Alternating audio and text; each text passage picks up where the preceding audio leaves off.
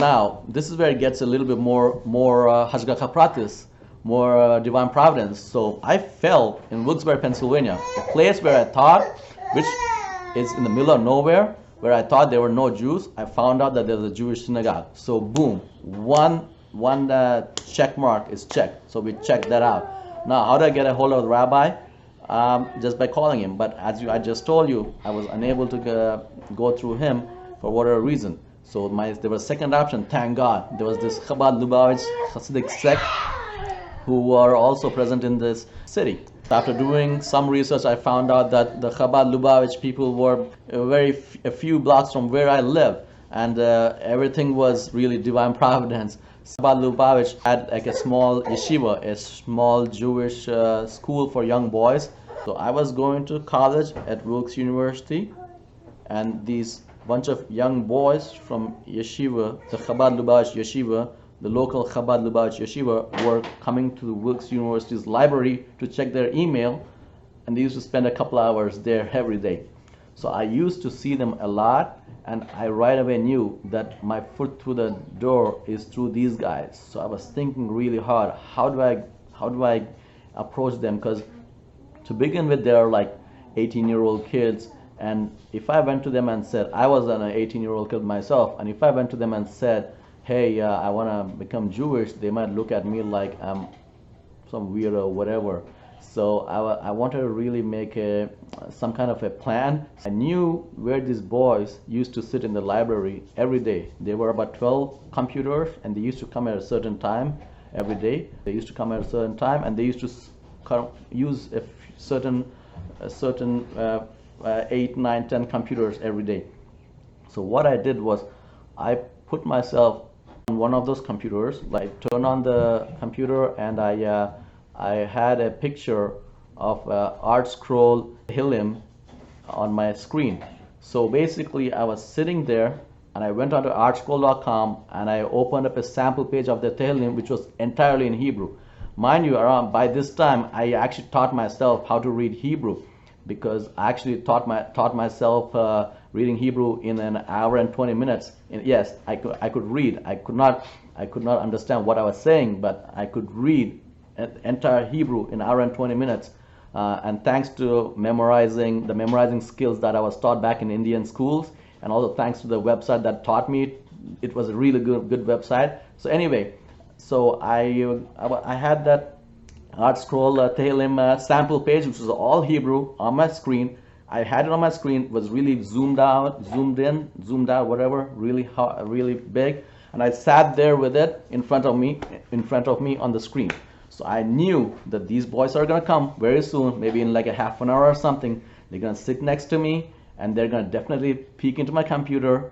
Somebody's gonna look into my computer, and they're gonna ask me, hey, what's going on? How come you're reading Hebrew? And then I can somehow get my foot through the door. It's almost like a salesman pitch or something like that. So that's exactly what happened. So I was sitting there with my computer, and I was staring at the computer. I was pretending to read it. The boys come in, the yeshiva boys, the Chabad Lubavitch yeshiva boys from the local yeshiva.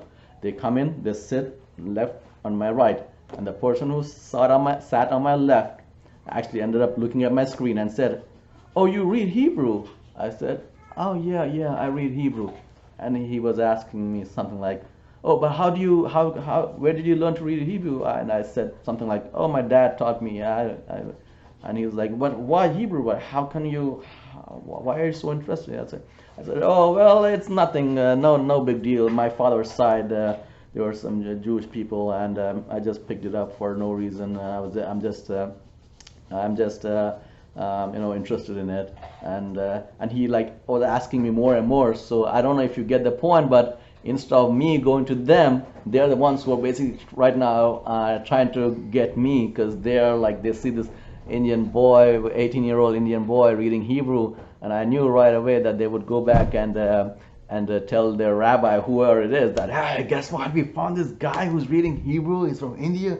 Oh, da da da da. And also I knew that Chabad Lubavitch, the very outreach-based Hasidic sect, who are involved in bringing back Jews, and not necessarily converts, but people who are born Jewish. So I kind of knew that also about them. Everything fell into place, and the person I think I saw him the next time, and he actually offered me Rabbi Perlman's number, and that's how I got my foot in through the door. I claimed that I could read Hebrew, and he naturally asked me if I can read all the Hebrew that was written on the walls, and in a certain classroom that we were meeting the first time ever. And actually, it's funny, that school is about a block from here. Everything happened in this area. It's a very special area for me. Anyway, I did end up reading all the Hebrew words that he pointed at, and he was amazed that I was able to read all these Hebrew words. And the reason why I became Chabad Lubavitch was not because there was a voice from heaven that said, hey, you got to become Chabad Lubavitch. I became Chabad Lubavitch because after I became Jewish, I had to pick a derech. I had to pick some kind of a sect. After you become Jewish, after you go to the mikveh, you had to pick a derech. It's like you had to pick, either you want to become Litvish or modern Orthodox or Hasidic, Breslov, Lubavitch, Satmar, whatever. And the people in my city where I lived happened to be Chabad Lubavitch, and they were open to me joining them. And that's the reason why I picked Lubavitch. It was more like a matter of practicality. I had to pick something. Had there been Satmar in my community, I would probably and then let me in, I'd have probably picked Satmar, become Satmar, but I became Lubavitch because it was a practical decision. I was having a lot of questions when I became, right after I became Jewish. You have these questions like, hey, I don't know, XYZ, can you wear gloves on Shabbat? Are you allowed to wear gloves on Shabbat? And I was calling a different rabbi every other day, and that really doesn't work out. You need to stick to a certain rabbi, certain sect, certain derech, certain way of thinking. And I picked Chabad Lubavitch because I really desperately needed something practically to use, practically to execute in my life every day. And I'm very happy with that, my decision, because I do realize a lot of Chabad philosophy resonates with what I believed in before I became Jewish. Even before I became Jewish, I had this thought in my head. I came to my own conclusion that if you think good about something, about a certain situation, it will end up being good. And guess what? There was a Chabad Rebbe who actually said the same thing. And there was another Rabbi who said, to begin with, if you have a problem, God forbid, in life, go over it. And that's something that I personally, I had that, somehow I learned, taught myself that principle in my life, even before I heard about that principle from this Chabad Rebbe's teachings. So a lot of things, obviously, that I already thought about, believed in, were resonating with Chabad. So thank God, another great milestone was taken care of. So yes, so I became Chabad out of practicality, practical reasons, and thank God I do everything that I have to do. I'm pretty sure I do everything that I have to do according to the Chabad Lubavitch sect. And I do want to say, end up saying, it is the care and the love that the Rabbi Schneerson, that he inculcated inside his Hasidim, that care and love was actually helped me become Jewish. Because Rabbi Perlman and all these other people who helped me become Jewish did that because they were trained to care for other people. They were trained to be nice. They were trained by their Rebbe. So it all comes down to God's master plan, and in that God's master plan, the Rebbe's plan also came about. And if I'm here, I'm pretty sure God decided through the Rebbe that I should be here. And I'm definitely thank you to the Rebbe's master plan.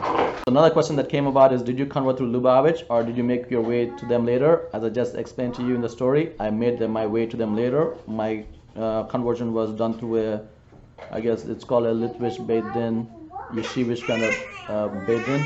Was I single for my conversion? Yes, I was single for my conversion. I was not married. I did not meet my wife till about 5 years after I became Jewish.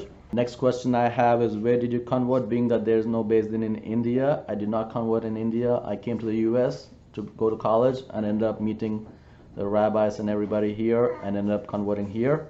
The next question is, have you struggled with the community accepting you? No, I did not have any struggles with the community accepting me. The community here is a great community.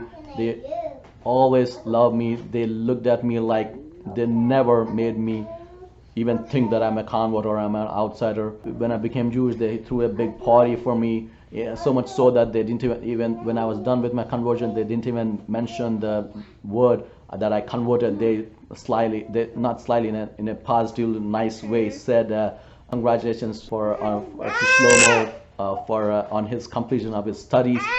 So they were very, very, very accepting of me. I cannot thank them enough. The families here, it's amazing what they did. They open up every Shabbat, and they still keep opening up. And no, I really must say that having community that can support you, it's so important. Sometimes the communities do not know how to react and act towards converts, not in a bad way, but they don't have the experience or the practical knowledge, and they might react in a different way to you, which is what I'm trying to say is, yes, you need to have a really good community to support you, or else it will be really hard. So the one more question before I leave is how my experience was with the Beit Din.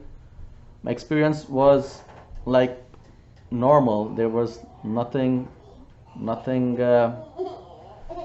to say about it. It's just they ask you, they test you, they see if you're sincere. They tell you what pitfalls might be in ahead for you in your life, and they did tell me about what pitfalls there could be.